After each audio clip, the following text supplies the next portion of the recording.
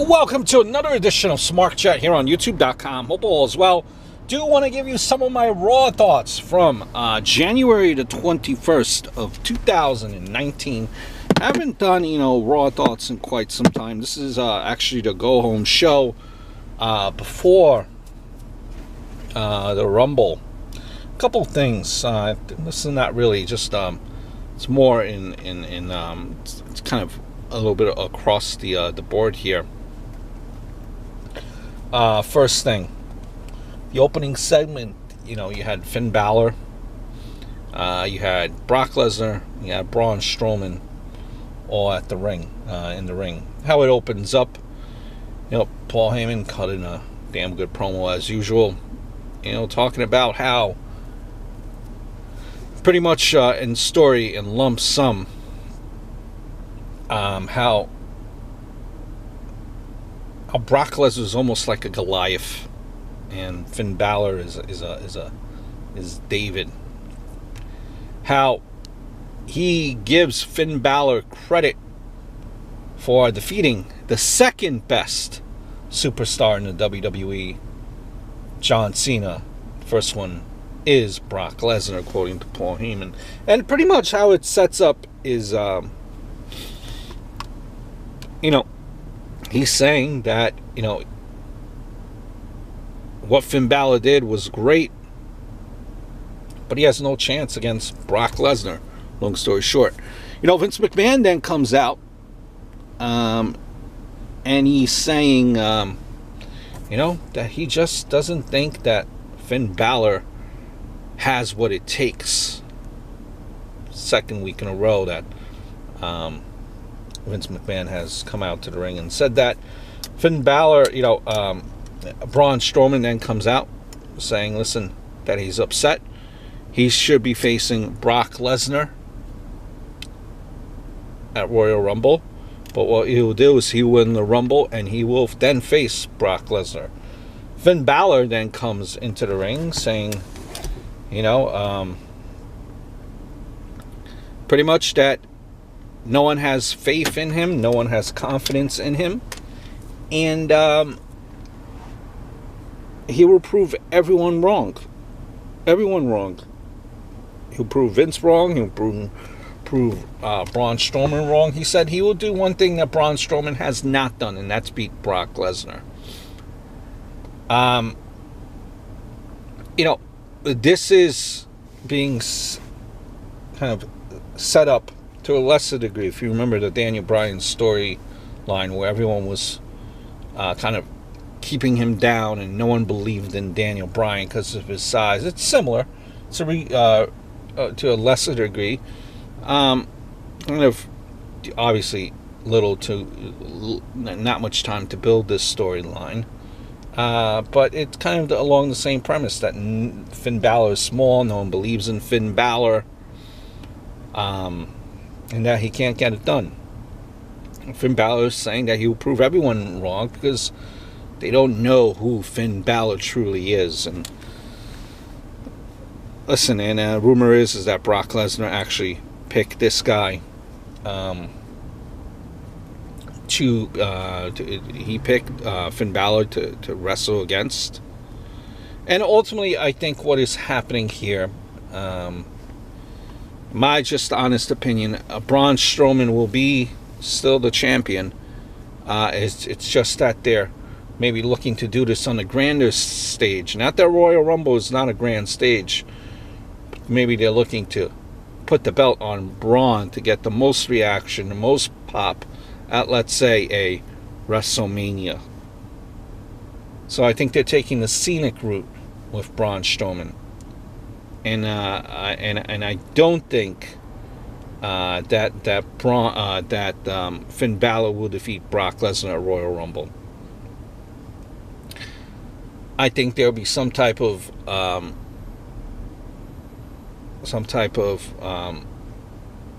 shenanigans happening.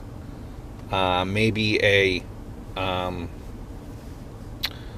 interference by Braun Strowman, or maybe an interference by Drew McIntyre, who wants to get in. Some type of interference. And with that being said, I just don't think everyone's saying that we should see the Demon. I don't think the Demon should face Brock at the Royal Lesnar, even though it is a huge marquee match, and everyone thinks Finn will lose. If he embraces the Demon, imagine that type of matchup. And that mystique, that aura, that the Demon, this man possessed, could defeat Brock Lesnar, and I don't think that's going to happen, and I don't think they're going to bring the Demon out just to have the Demon lose. So, just my thoughts there on the opening segment. Seeing what they're doing with that storyline, and if the Demon should be at Royal Rumble. Another thing, the revival. Rumor is, and you choose to believe it or not. Who knows? No one knows the exact story. Everyone was saying Revival was AEW bound, asking for the release.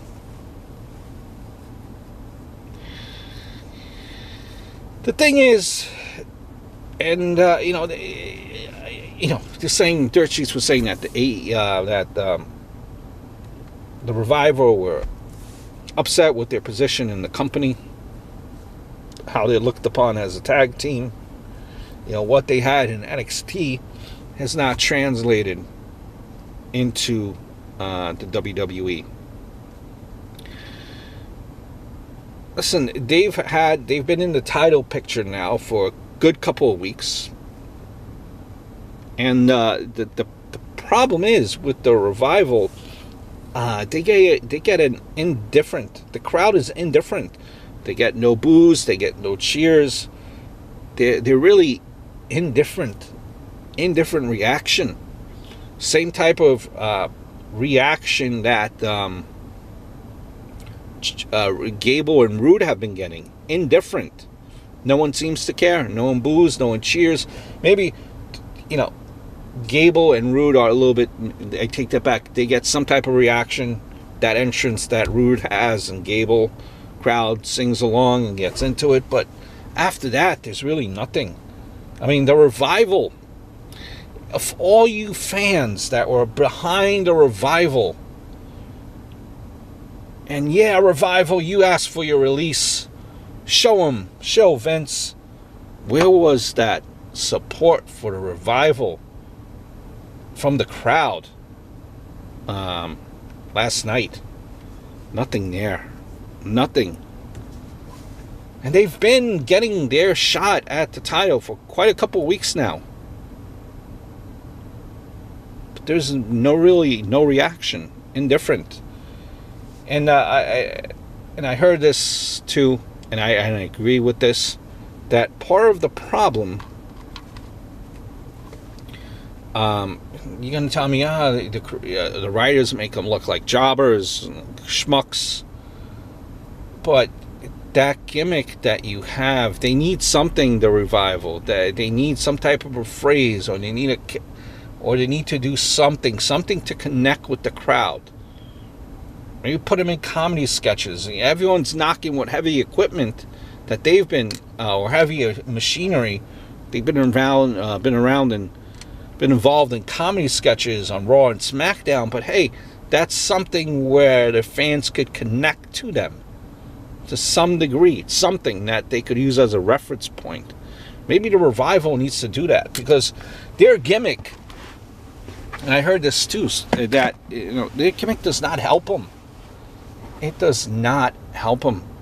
It's a cool gimmick to the old school fans, but the new school fans, they don't get what a Revival is. They don't get who Arn Anderson is, and they don't get who the Brainbusters were.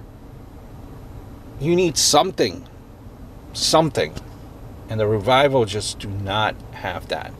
Maybe it's better to go back down to NXT and just work on a couple of things there. But listen, for all you people behind Revival, You asked for that release. Certainly did not. Those people did not show up in Oklahoma City as far as the fans. Lacey Evans, and I kind of sticking on to this old school thing. This is kind of what I worry about her. Kind of, she has that classy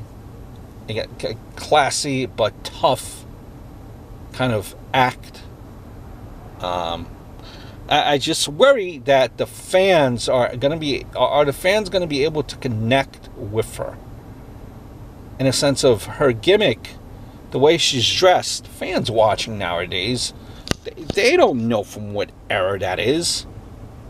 Like, why does she have, where is she from? What is she wearing? I don't know fans are going to be able to connect with that outfit. Now, I'm sure her ring attire is obviously different and all of that. But, how she speaks and how she acts and what you do in NXT is not a guarantee what you do on the main roster. I just think about the Vaudevillains and how they were not able, as much as hard as they tried as a tag team. Now, Aiden English did get over after the fact, after the team broke up, but that idea, that old school idea for the Vaudevillains did not work. I just hope it's not the case for Lacey Evans.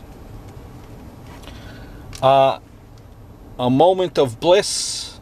Speaking of which, Alexa Bliss, decent on the microphone. Thank God she's going back. She's mentioned that she's in the Rumble. I don't know if she's back to wrestling weekly on Raw. Most likely not. Not gonna jump into deep water right away. Take it slow. But please don't come back with a moment of bliss, because it has been absolutely, it's just not clicking. It's not working. Sasha Banks, Ronda Rousey. Do I believe Sasha Banks will win? No. I think, even especially after Sasha picked up the win and kind of had her way a little bit with Ronda Rousey, certain spots there. Do I think she will win? No. I think they are destined with Bayley. She's destined with Bayley to be the first women's tag team champions in quite some time. At least, when I say first, modern, to some of the modern wrestling fans, I know the tag title has been around before. But, the restart, so to speak. And I just don't think Ronda's losing the title anytime soon.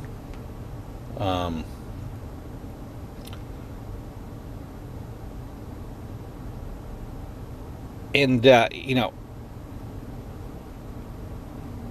am I buying into the storyline? This match did kind of make me buy in a little bit, as far as how they were pushing her judo and how she was tough, and but again, it's hard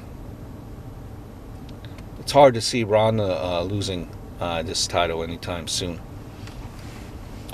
We had Apollo Crews and Bobby Lashley do a pose off, and thinking back of how maybe the creative team was thinking about maybe doing something similar to back in the day of Ultimate Warrior and Rick Rude with Bobby Heenan. Only difference is, as much as and no one could beat Bobby Heenan, this fell flat. Even with Bobby Lashley not having to speak, when you have Leo Rush there, and Leo Rush tries, but even it seems like even he talking and Bobby Lashley not talking still can't really put this character over. It seems like, you know, people really are just indifferent. Really are indifferent. Don't fear, ladies and gentlemen, even though it seems that Zack Ryder now and Kurt Hawkins will be feuding with the Revival in the future here. Don't worry, I'm sure the lost streak will continue for Kurt Hawkins individually and as a tag team. So let's not worry. Just some of my thoughts there from Raw. A couple of thoughts there. I didn't change the channel this time watching Raw. It was bearable. Hope all's well.